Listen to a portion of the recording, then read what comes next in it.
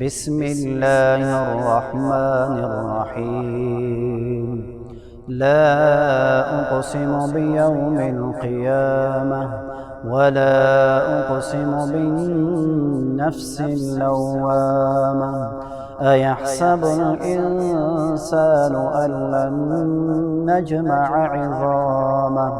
بلى قادرين على أن نسوي بنانه بل يريد الإنسان ليفجر أمامه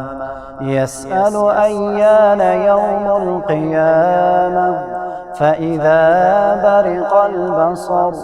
وخسف القمر وجمع الشمس والقمر يقول الإنسان يومئذ أين المفر كلا لا وزر إلى ربك يومئذ المستقر ينبأ الإنسان يومئذ بما قدم وأخر بل الإنسان على نفسه بصيرا ولو ألقى معاذيرا لا تحرك به لسانك لتعجل به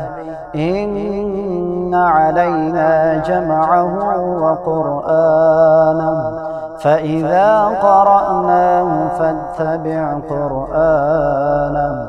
ثم إن علينا بيانه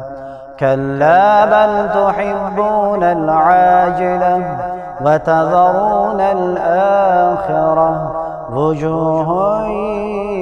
يومئذ ناظرة إلى ربها ناظرة ووجوه يومئذ باسرة تظن أن يفعل بها فاقرة كلا إذا بلغت التراقي وقيل من راق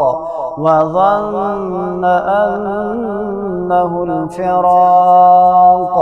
والتفت الساق بالساق إلى ربك يومئذ المساق فلا صدق ولا صلى ولكن كذب وتولى ثم ذهب إلى أهله يتمطى أولى لك فأولى ثم أولى لك فأولى أيحسب الإنسان أن يترك سدى ألم يك نطفة من مني يمنى ثم كان علقة فخلق فسوى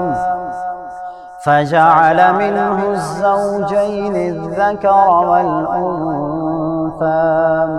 أليس ذلك بقادر على أن يحيي الموتى